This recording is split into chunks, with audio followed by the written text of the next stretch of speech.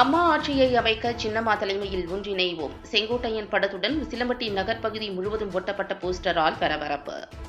அதிமுகவில் அதிமுக இபிஎஸ் அணி, அதிமுக ஓபிஎஸ் அணி, சசிகலா அணி, டிடிவி தலைமையில் அம்மா மக்கள் முன்னேற்ற கழகம் என பல அணிகளாக அதிமுக பிரிந்துள்ள சூழலில் இவர்களை ஒன்றிணைக்க வேண்டும் என்ற கோரிக்கை எழுந்துள்ளது.